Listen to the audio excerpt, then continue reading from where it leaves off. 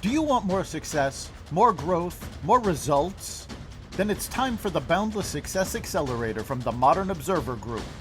This isn't your average coaching program. It's where top performers come to dominate. Weekly group sessions, on-demand coaching, a community that's got your back, and a power-packed library of tools to supercharge your business and career. No more excuses, no more waiting. Get in, level up, and start building the life you've been dreaming about. Visit us at modernobserver.com/boundless success to join today. Let's get you to the next level.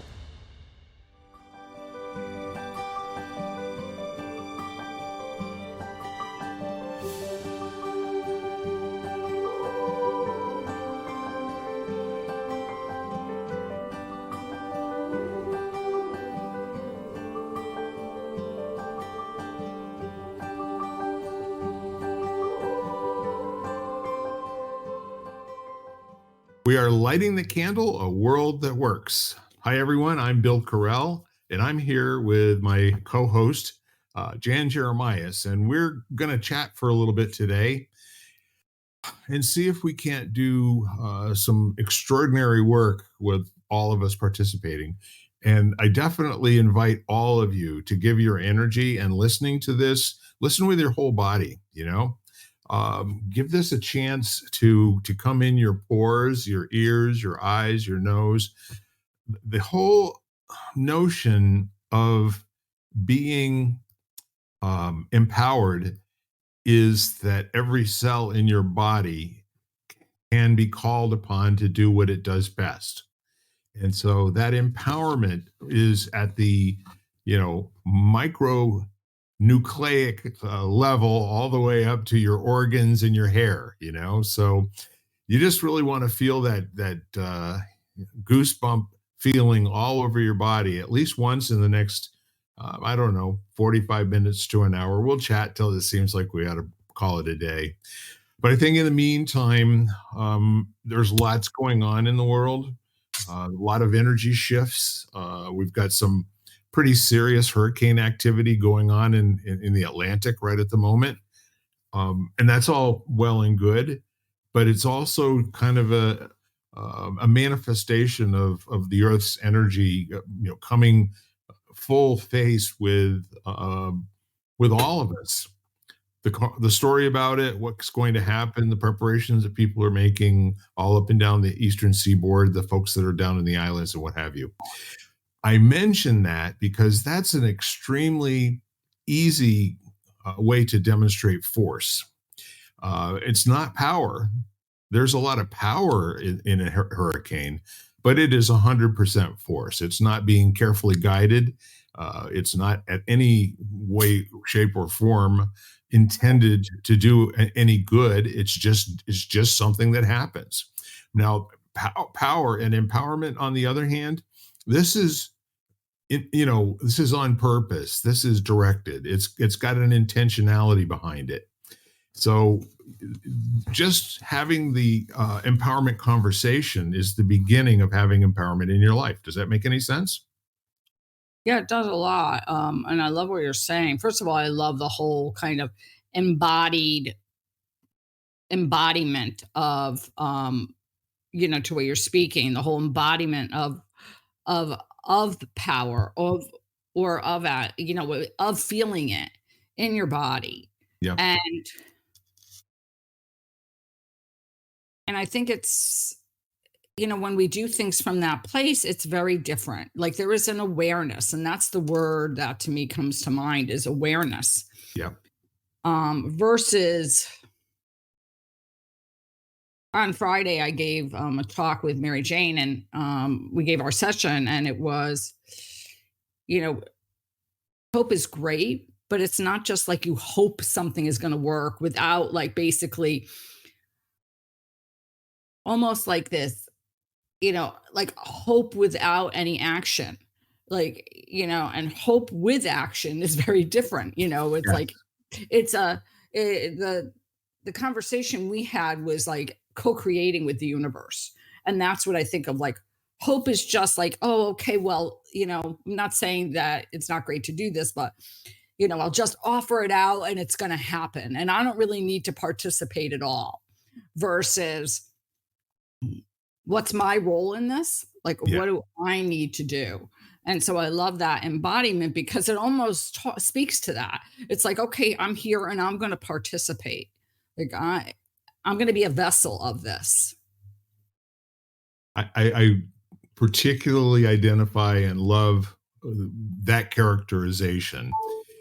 It's almost like making a decision to be used, for something that is very good, to be useful in a way that you're granting access to your being in order to, or in support of, or intentionally causing something to happen, as opposed to buying a lottery ticket and hoping.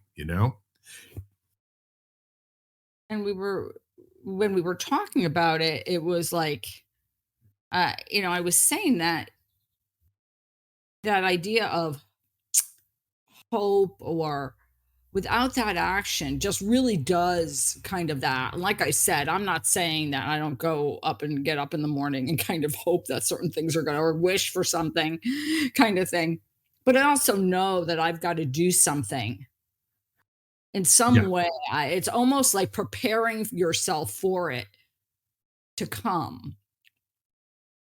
And then there So was a point though, I just want to say this one thing, but then there was a point that you do what you can do, and you kind of have to sit back and say, "Okay, I've done everything I know that I can do at this point. Maybe that'll change, but at this yeah. point, I've done all I can do, and now I've got to just sit back and let it unfold a little bit, and then maybe take another action." But there is a point where you kind of have to sit there and say, "Okay, I've done my part," you know. Yeah, I think anybody that's ever done any work with affirmations, um, the affirmation process is speaking into existence those things that you want in your life. But the real power of the affirmation is not like point and click, I want to be a millionaire, and poof, there's $1 million standing in front of you. It's like a process of changing who you are such that it can occur for you in your life and you will receive it. Okay. There are so many people who are asking for things that's already around them. All they would have to do is just open their hands and set down the things that they're cluttered with holding in order to receive what the universe wants to give to you today. So you've got to be more than aware, and I think the power of the affirmation process in terms of the usefulness of the law of attraction is all about preparing yourself as if it's happening now in your life. And there is something very, very almost magical, but at the same time scientifically documentable and provable, that people who generate positive outlooks also generate positive outcomes. And they do so at a higher rate than people who generate negative outlooks. And that's an important thing to, kind of be responsible for in your own life. Maybe, just maybe, you're so busy telling everyone what a rotten life you have and how horrible it is to be you. And your attention is just used up. You got no more attention to give, to have the things in your life actually come into being. So there's that. And that's at a very fundamental level. People who are quite accomplished at exercising on a daily basis their muscle with the law of attraction and powerful affirmations, they will actually start attenuating, like there's an antenna on their head that now seeks out the things that you're saying that you want in your life. So it's really important to speak it in the positive and not in the negative. And what I mean by that is that most people will generate, like a future possibility as a complaint. Well, it doesn't work that way. Whatever you're complaining about, guess what? You get more of that and you get to keep it. One of the things that you said earlier, Bill, that really I was thinking about a lot after this session I gave on Friday was this idea of, okay, affirmations are one thing, is you can say affirmations, but Yep. sort of like what you said, and it's that embodied experience of feeling what it would be like to have it already. So Yes. actually feeling it, like envisioning, and I did this on Friday, envisioning that it had happened, and if it had happened, how would I feel? And then, and then it shifting, whatever, and then something shifted. But it was just so interesting because it's different than just like, I mean, I've done affirmations for years, and, it's very easy to read an affirmation or to think of an affirmation. But then it's just, they become just words. And basically, you could be reading any words. Like that's how disconnected you are to them. Yeah. But when you read them and then you sit there and say, okay, well, this has happened, or, if it were to come to me, if this comes to me, how would it feel? Like, what would I see? How would I feel? What would I experience? Then it takes it to a deeper level. And then it becomes like, it becomes very experiential versus very superficial. Right. And also there's this element, I think, when you like of choose, it made me think of choosing affirmations wisely, because it made me think of like, I'm not going to choose an affirmation like, that my brain does not believe can happen, because there's a really great BS meter in my brain going, if I say that, you're full of it. Like, you don't believe that's going to happen. And so it's like saying something that is, or phrasing it in a way that is achievable, and then recognizing what it could feel like if you had it. So I completely appreciate what you said. What I heard was that there's a good reason for being at least semi-realistic in what you're affirming. And that does sound like a scientist speaking. Okay. I didn't mean it in a scientific way. I'm just I speaking know. my own experience of like, if I tell myself some stuff, I'm sitting there going like, you're full of it. This isn't going to happen. Well, let's look at this. Let's look at some other examples of what we're talking about, if you Sure. don't mind. Yeah, go ahead. So, for a moment, you picture a child who has the audacity to say, I'm going to be the best golfer in the world. And then you take the millions of children that say that. Somebody's going to be the best golfer in the world, but they all start out by deciding the end game that is absolutely miraculous to achieve. And that's really the best way to describe it. So, for example, let's take an older child like a Michael Jordan, who happens to be in the 9th or 10th grade, hell of a baseball player, right? Tries out for the basketball team. He hasn't had his full growth spurt yet. And the basketball coach says, Mike, you're just not cut out for basketball. You really ought to just stick with baseball, play some football too if you want to. But in that moment, Michael Jordan didn't make a decision that he wanted to become a basketball player.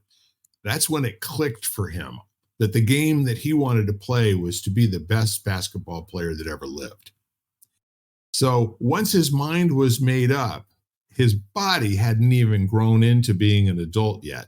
So did he make the basketball team the following year? You're damn right he did. He was all state, all everything. And then he goes on to North Carolina and he plays with Dean Smith there for 4 years, and winds up going, a number one draft pick in the first round when he gets out of college. He takes the North Carolina Tar Heels to national championship. So the thing of it is, it's not like you say it one time. However, what you can learn is to say it with conviction, such that your body will accept what you're saying right now because you've proved yourself right in so many other instances. And we really have, if you stop and think about it. There's a lot of evidence for if you think you can do a thing or you can't, you're right. And that's what Henry Ford said. But what he really means by that is that whatever you tell yourself, you will actually make that come to pass or not. And you have ultimate control over that. And this is a guy, I guess, who started out being a bicycle technician or something and got really interested in this whole idea of putting motors on things. And then, you know, who would have ever guessed that he would have a company that would be in existence 130 years later, you know? So what I would say to what you said was the place to start is for most people, and they do this when they set goals. For instance, there are people who get into a situation and they set a goal to attain some ridiculous level of performance in the first year. Now, I'm going to go out on a limb here and say it's a virtual certainty that the people who said they couldn't do it in the first year almost never do. But you got to set the goal somewhere, don't you? When do you know it's the right time to think big or dream?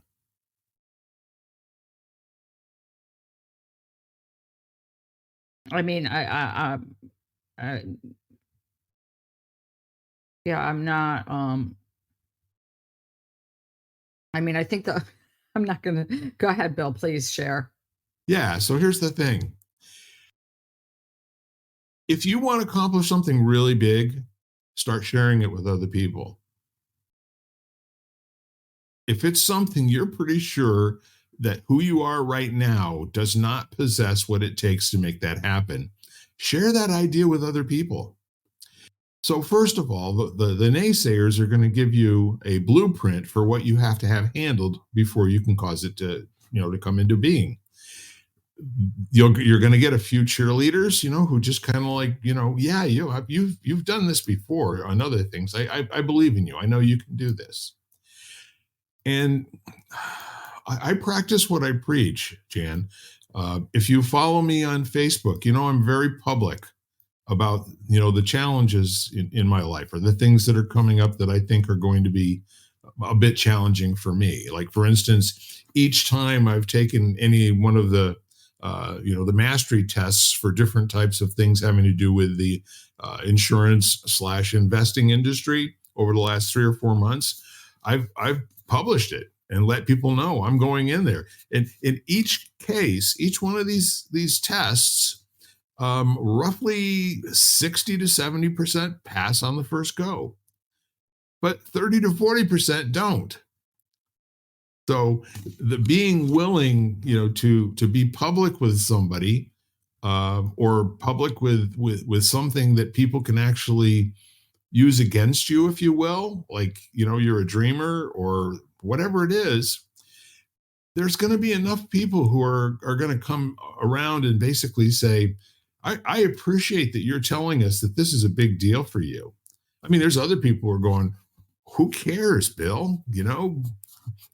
Keep it on your page. I don't want to see it in my feed. You're going to get a lot of different reactions. But I feel like there's enough evidence that I've got over my life that when I decided that I was going to be different than how people viewed me at a particular time, I had to go and get coaching from a completely different place.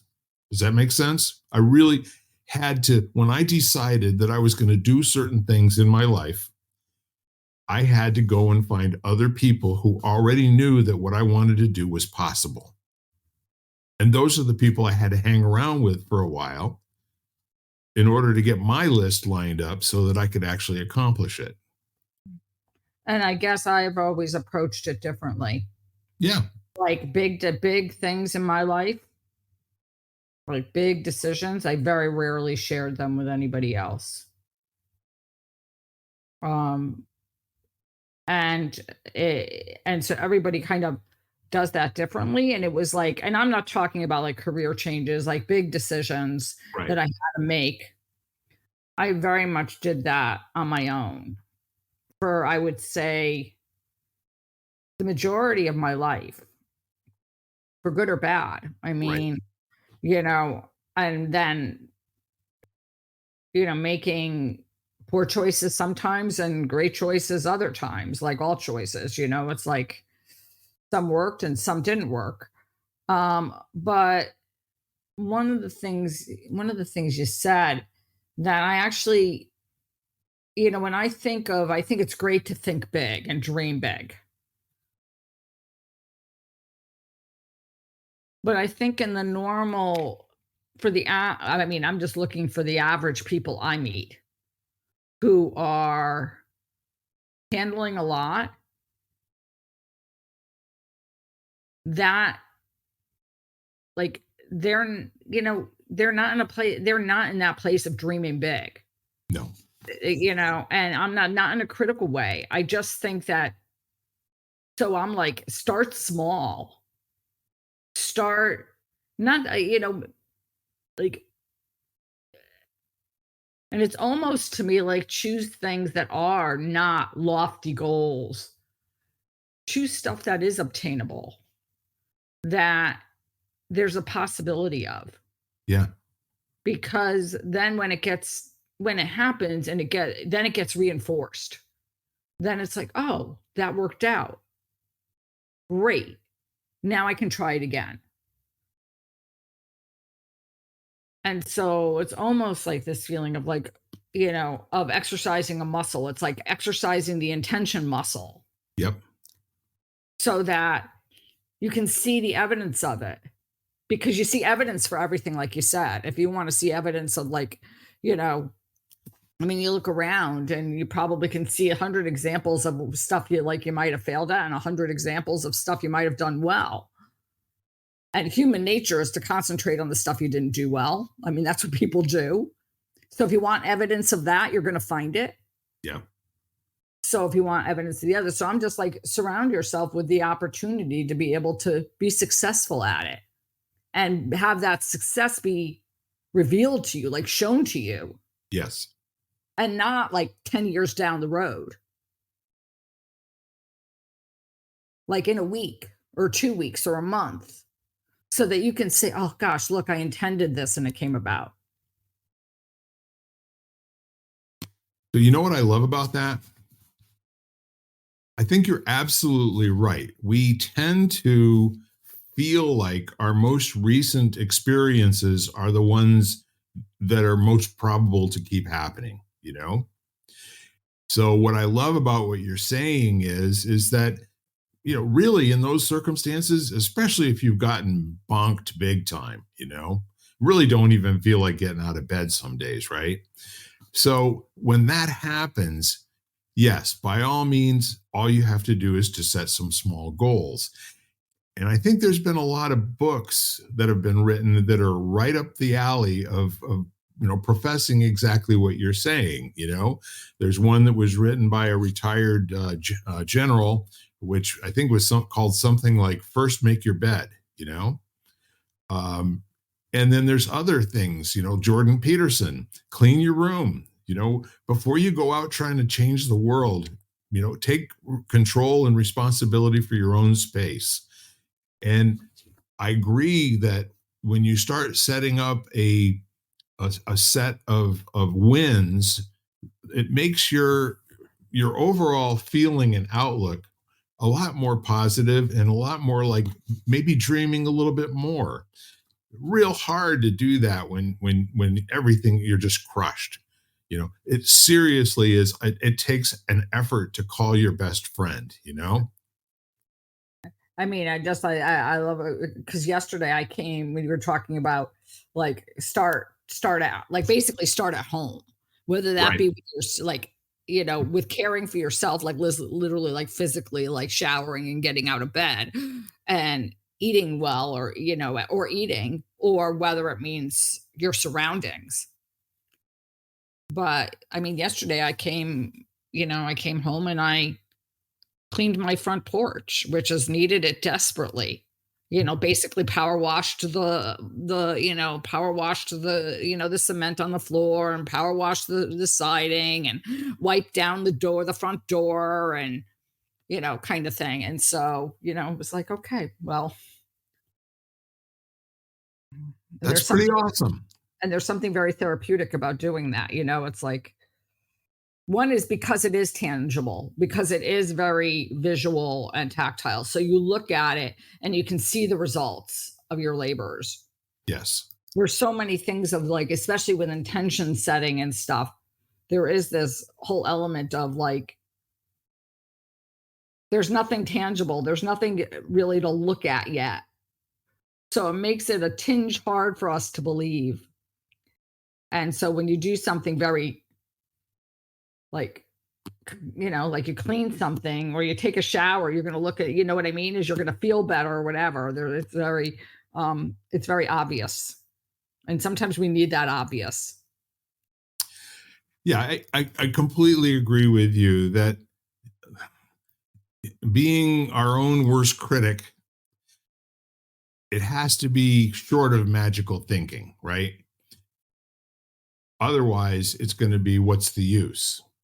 So making a decision, seeing something that needs doing, doesn't mean that you really noticed that it needed doing before. It might be just that now this is obviously needs doing, and I can do this, so let me do it. And how did you feel once you got finished cleaning up your porch? I mean, that's what I said. I mean, I felt, it felt good. It looked good. It had, and I was like, oh, this has needed it for so long. So there's this feeling, obviously, of accomplishment. And like Yeah. I said, and visually, it was very obvious because it looked clean versus looking dirty.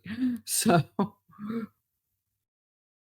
Yeah, and our secret satisfaction and pleasure from having done something really quite simple like that is, it's good. It's almost like self-care. mhm, But yeah, I'm worth having a porch that looks good, darn it. mhm. No, absolutely. Excuse me. No, but absolutely. And I think that, um, there is something that's very, um, I guess the word that comes to mind is satisfying. Agreed. We all need to have a little satisfaction in our life. I think, people can't just exist on really ridiculously hard work forever. We got to have cookies every now and then. And those cookies are really, really appreciated and well thought, at particular times, especially if you're on a roll of having 4 or 5 things in your life that haven't worked out. I have a good friend. He's become a good friend of mine in the past year and a half. He's a hardworking young man. I think he's probably about 26 or 27 years old. He has 2 small boys. He and his wife are estranged. He doesn't get to spend too much time with his 2 boys, but in addition to his day job, he's working very, very hard at being a prize fighter, of all things. He loves to box, and he has been in like 5 fights in the last year. He was decisioned in all 5 fights. One time by 3 points after 8 rounds. So, Bill, before Yeah. you go on, explain what that means, because I'm not into boxing. And so, what does decisioned mean? And what is, like, so I can understand. I Great can understand the question. story. Great question. My assumption is that everybody grew up watching the Friday night fights, right? So That's right. so here's what happens. There are usually 2 ring judges that sit outside, um, and watch the fighters hit each other, and they score points for different types of blows. And then the referee who is inside the ring with the two boxers is also keeping score at who did he see land more blows, so that if a pair of fighters is hitting each other equally as well at the end of a first round, they would be tied at 28 points apiece or something like that, however many good clean hits they thought that these guys had. So the bittersweet loss of having been decisioned at the end of 8 rounds by 3 points, a score of something like 96-93. You could feel like you were winning a fight, and if you lost 1 round or 2 rounds by a lot, but were very close in the rest of the rounds, that might be the point that that you get decisioned by points. So 5 fights, 5 second places, and he has put heart and soul into this whole thing. His normal weight, just walking around, is somewhere around 150, 152 pounds, and he looks ripped. I mean, you see these guys that do these extraordinary things for have low body fat and all the rest of that. He still manages to lose 15 or 16 pounds to wrestle at 134, 135. I mean, not wrestle, but box. So what seems, interesting to me is, why is he doing this? I'm watching him go through these extraordinary workouts, and then the last 4 or 5 days having to lose 3, 4, or 5 pounds to make weight for the boxing match. And I just wonder, why doesn't he fight in a little different weight class? Why doesn't he fight at 145? Because clearly that would be easier for him to maintain a fighting weight or get to a fighting weight without having to give up a lot of his strength, if you will. Because if you think about it, most of your weight you lose is going to be water, okay? And you have to be super hydrated, to be able to do this boxing for that intense workout for what turns out to be a half hour, or more.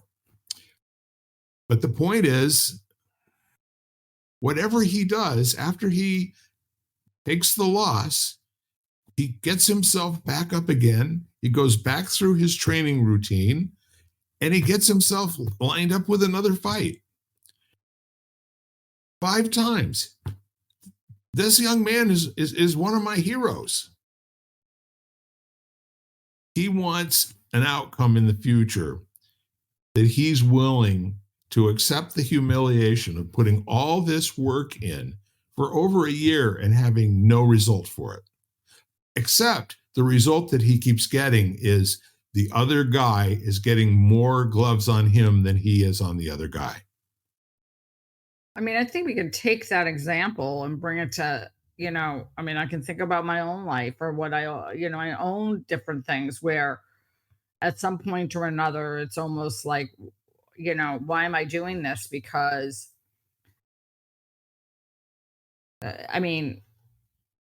it's, and it has to be, and in that way, that's when I'm truly appreciate, like, why am I doing this? Because nobody's listening, or because it's so not accepted and mainstream. And so it's constantly like fighting a battle, trying to encourage people to think differently and to look at things differently. And then you realize it's a calling. Like, that's the only way I can describe it. Yeah. It's like you can't get up in the morning, like you can't envision being any different or thinking, it's so much a part of who you are. Yes. And that's what this reminds me of as you're sharing this story about this young man, is it's so much a part of who he is. It's almost, it really to me is like he can't get up and fight in a different whatever weight or weight class. It's just, this is the part of who he is, which is he may not be able to explain to anybody else. and I mean, I think that's different examples in my life. I'm thinking to myself, I've gotten asked so many times, like, why do you do what you do? Like, you know, and I, can't- it's a good question. I asked myself a good question, but I can't think of doing anything else.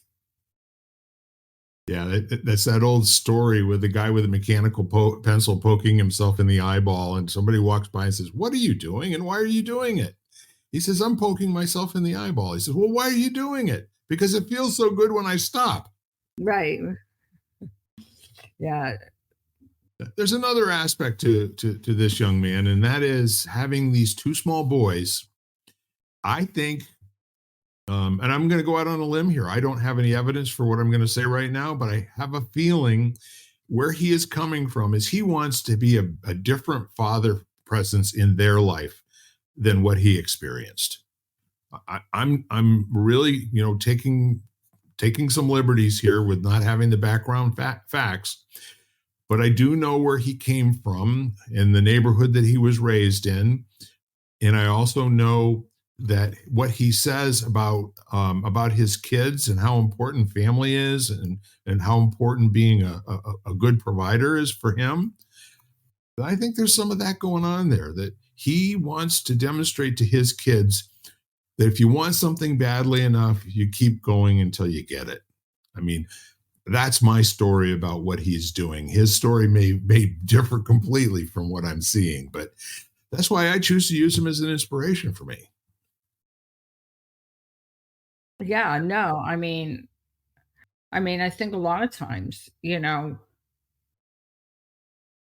one of the nicest compliments that I ever got was, years ago when I was away and I shared a room with a friend of mine. And she actually said to me, you actually walk the talk. Like what you tell everyone else to do, you actually do. Yeah. And that was one of the nicest things she could have said to me. Yeah. And I think that if for this young man, I, I understand you don't know for fact, but it would not it wouldn't surprise me if that's his intention behind it. Yep.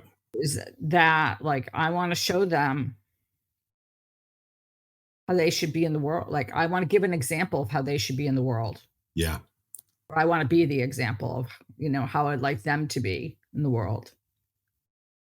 Yeah. In his own way, what he's doing is as big in his life as Michael Jordan's declaration when he was told he would not be picked for the basketball team. Yeah. And it's funny because you hear all of these different stories, like the Beatles were actually in Decca Records, had the opportunity to be signed in like 1961. And the president of Decca Records basically said, there's no listeners for your music. Talk about getting something completely wrong, and then look at Tom Brady, what, 5th round draft pick. When you get out of college, everybody wants to go in the first round, and they always want to get a multi-million-dollar contract. Well, Tom Brady just kept waiting and kept waiting and kept waiting, and finally he got picked. And he had to wait, on the sideline for over a year. He came from Michigan, and I guess originally he was actually born and raised in Southern California, so he was raised a 49ers fan. So playing for the New England Patriots was probably really low on his priorities. But when he got his chance to step on the field, when Drew Bledsoe wound up getting injured, the rest is history. He went on to be what people argue the greatest of all time, playing quarterback in the NFL. But there was, I think the funny part of it is once you have chosen the path of excellence, you have to stay on that path every single day. there really, it seems like there's no timeouts and no substitutions. However, when you get the habits of excellence, it's easier to perform in that zone. It's easier. There are less impediments that make it difficult for you to show up and be a top performer, if that makes any sense. But I think it's interesting is because I think a lot about, like, if you follow anybody who's, in athletics is always great. And I'm not a big sports, like I don't follow sports except for the Olympics. Yep. I mean, I love to watch the Olympics, or if there's a sport I like, I might watch like like the world championships or the national championships if I like it or whatever. Yes. But you realize the sacrifices they make, how dedicated they are, Yeah. that, we see them on the podium or whatever, we see them whatever, but what they did to get there from, and you just learn that people, basically people don't wake up one day and, without, and stand up on a podium like, the next and get a gold medal for something. Right. Yeah. If you're lucky, you have some sort of reasonable success in the first years. Okay. But you can take a look at anybody that has ever risen to the top of their profession, like you said, whether it's being a scientist or being an actor or being a musician, it has been at the expense of a tremendous amount of hard work. And I always remember that saying. What my grandfather always said was, the reward for hard work is hard work. Once you take the road of hard work, you have to be tougher than the work. You don't have to be tougher than anybody else. You got to be tougher than who you were yesterday, addressing the hard work. And I think that puts it into a little bit different perspective than thinking that you're actually competing with other people, because we don't. I actually love that, because I actually was listening to somebody and they were very, recently, and they were saying the only person I'm competing with is I'm competing with who I was yesterday. Yep. And I love that. I'm not, and I think with that, first of all, we know, like, all the, I can quote like a million quotes with like, comparison is the, comparing yourself to others is like, and I think we do it. That's just human nature. Right.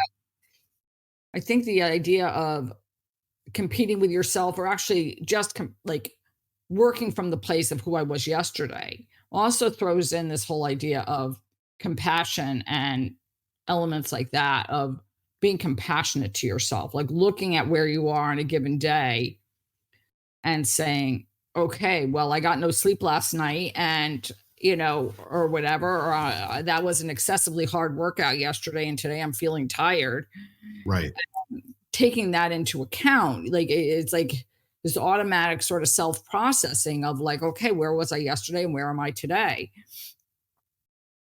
And then working from there. I mean, when I got when I had the injury in the beginning of May, I reset my steps because I was not going to, I wasn't walking. So I was like, not going to, whatever. So every week now I increase it by 100. Like that's awesome. My thing. And so so it just, because I knew I wasn't going, I could barely get across the room, and sort of setting like these lofty goals for myself was not going to happen. All it was going to do was make me even more depressed than I was, because I'm not used to moving. And then all of a sudden, every week, I'm like, okay, 100 more, 100 more, and just, not 1,000 more. Right. But moving slowly in the right direction. Yeah, absolutely. And I'll tell you what I particularly love about what you're saying is it's your world. You can choose to live it as a battle, or you can choose to live it as a game. And I think a lot of people will like gamifying, where, yeah, you're adding 100 steps a day. Well, at the end of the week, that's 700 more steps than you did the previous week. So that's a big deal, I mean, the interesting thing is I remember I had a really great friend who had an antique store, and he and I were both about the same height, and about the same age. This goes back about 35 years ago, and he had this store in a metal sided building with a concrete floor, and all of his antiques were in it and everything. So I went in there one day, and he had installed a basketball backboard and hoop. And he said, "Bill," he said, "guess what?" He said, "I've decided I'm gonna learn how to dunk the basketball." And I said, "Don, what are you, 38, 40? I know you're in reasonably good shape and everything, but have you ever dunked a basketball?" He said, "No, I never have."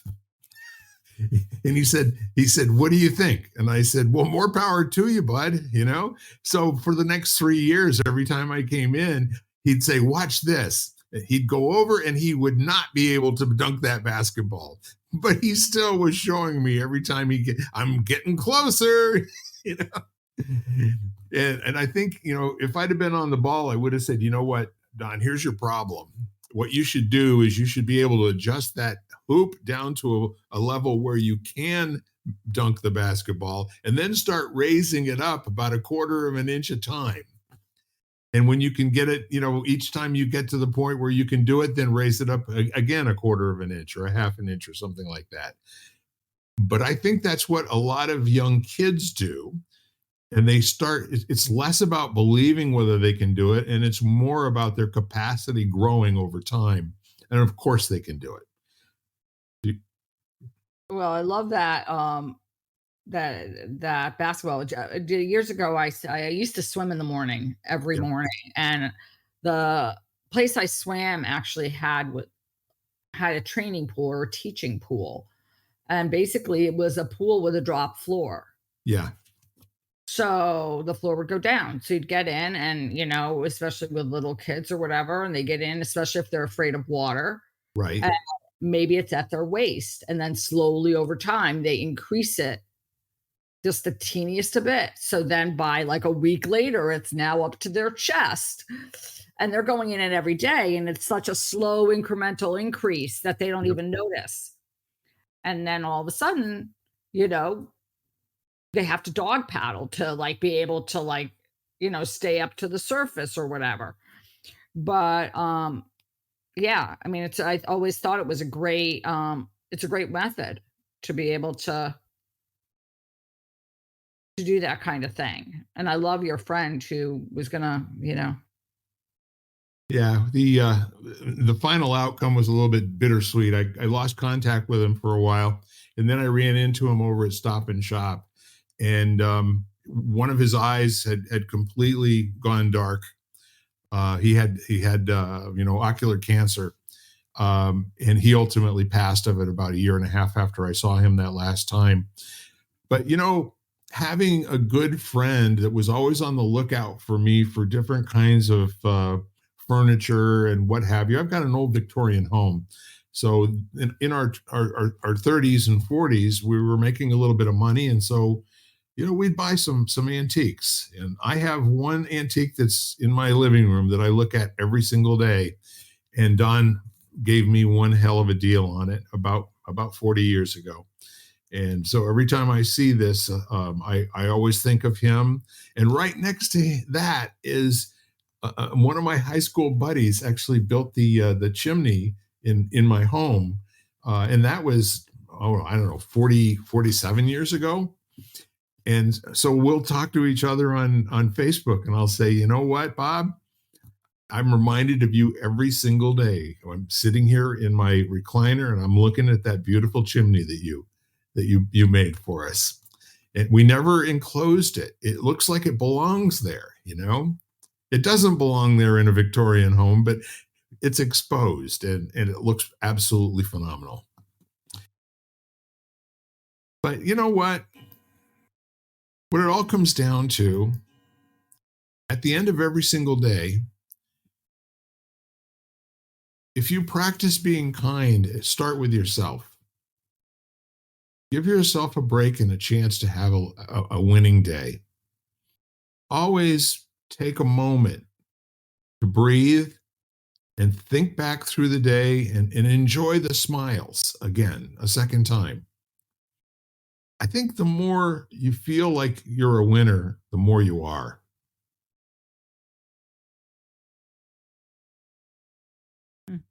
Like that.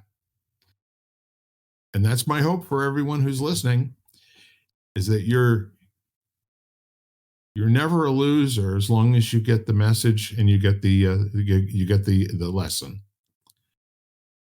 The only way to lose is to have an occurrence that doesn't work for you and feel like it was unfair. Because everything in life has the possibility of giving you that bit of information that it takes for you to move ahead rapidly. Maybe.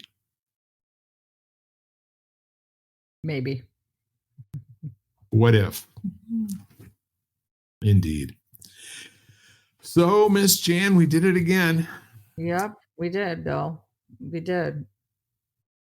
Any wrap-up thoughts for our audience and possibly for me? You?